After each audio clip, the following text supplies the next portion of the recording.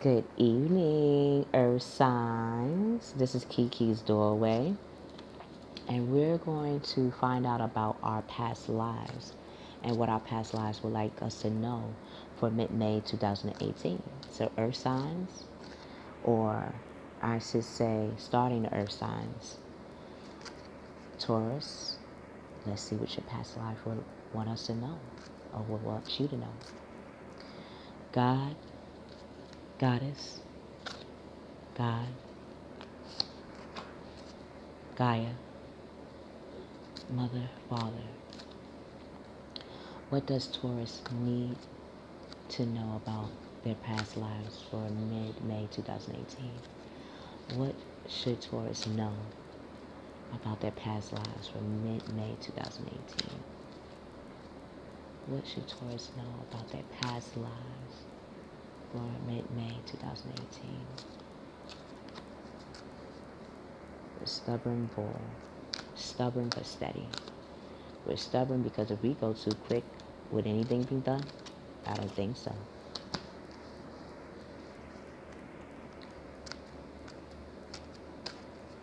But that's the cool thing about Taurus people. Yes, they're stubborn, but a lot of people don't know that the reason why they're stubborn is when you ask a Taurus to do something, are you expecting them to do it fast and right away? No, because if that's the case, then you would have did it yourself. You went to the Taurus because they are prone to detail. They don't want to make it where you have to go back and redo the very thing you asked them to do. So if they say no to something, it's not that they're saying no to you. They might have foreseen something ahead of time, and that would actually ruin or mess up the thing that you wanted them to actually help you with. Okay, Taurus, this is what our past lives want us to know.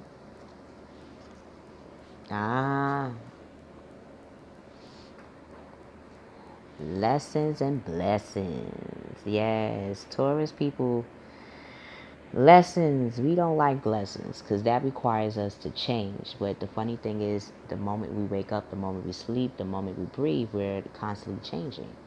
I think we are more afraid of the change that we have no control over, such as, for example, a controlled situation for a Taurus would be going to work and doing the same routes every day. But on this particular day, that same route was either full with water or it was an accident. So now this Taurus has to go the other way to get to their job. Not knowing the distance and not knowing the amount of time, they're going to get kind of pissed because like, wait, what if this actually makes my destination longer and not shorter? Then I could be going into work or going in to see my loved one and they think I was intentionally trying to be late. This causes the Taurian to get angry.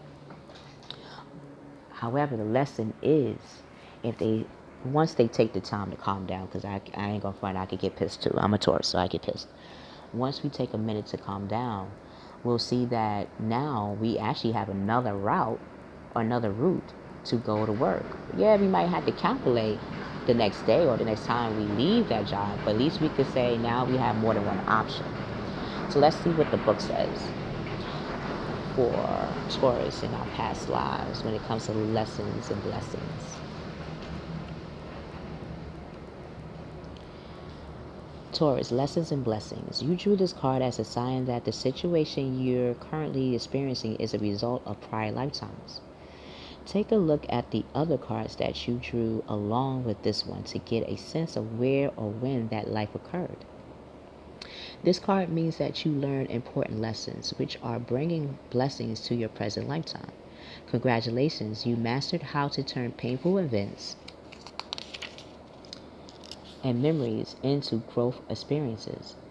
You can apply the same strength to every area of your life. So, wow, that's what your past life wanted us to know. Your next past life that wants to be addressed or noticed or recognized is male and female. Oh, you see, it turned over. It turned the phone over. So this is going to be the one that we had to learn our life lessons from. I can understand it. I'm going through that right now.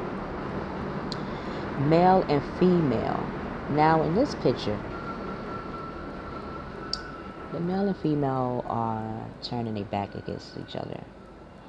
Obviously they still love each other because they're sitting together.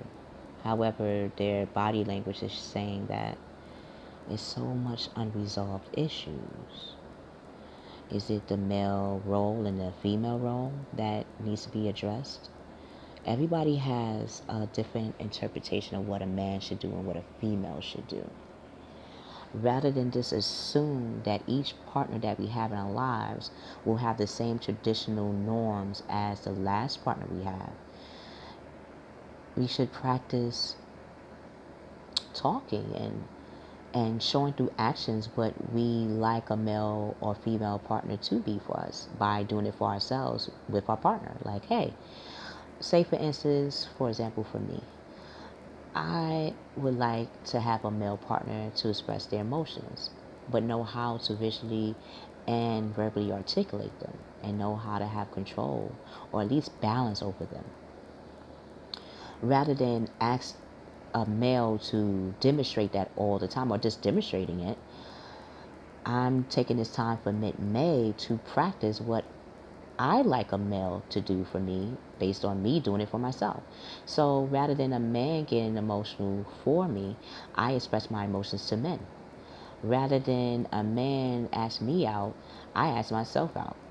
Rather than have a man be my support system emotionally or financially, I'm slowly and surely practicing emotional support for myself, financial support for myself, physical support for myself. So this will be like a blueprint for any man that does come into my life, so that I don't make those same karmic lessons that I had with prior male relationships. Let's see what the book says.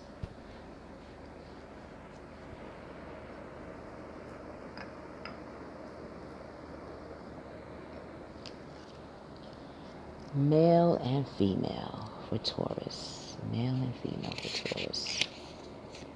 This card signifies that you've loved, or let me rephrase that. This card signifies that you've lived most of your lives as a different gender than the one you embody in this life. For example, you may now be living as a female while in most of your previous lifetimes you were a male. I could agree. I feel that a lot of my male partners in the past say I act more male when it comes to my emotions than a female. In such cases, gender confusion and even health issues are often related to this change of gender over lifetimes. Because for most of your lifetimes you lived as the other sex, you may now feel comfortable in your own skin. If this is your first time or your first lifetime as a woman, you may develop gynecological issues or experience infertility. If this is your first lifetime as a man, you may not relate to traditional masculine roles. This card asks you to have compassion for yourself and trust that your soul is doing the best it can. Remember that your soul is the result of all your past experiences. That's what our past life wanted us to know about the male and female. Last card for the Taurus is the arts. The arts is everything and anything. It could be from learning arts about air, music, dance, math, science, sociology, history, astrology. Everything is an art. So for mid-May, let's see what our past lives want us to know about the arts to help us in the present, in the now.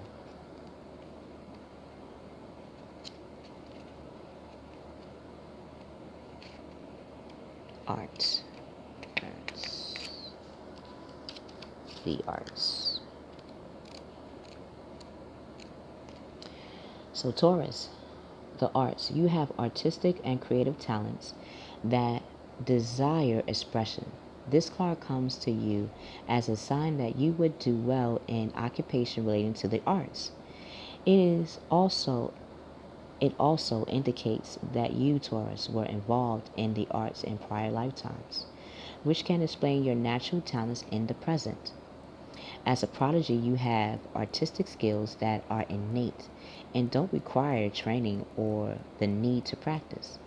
These inherent abilities have been passed down from prior lives.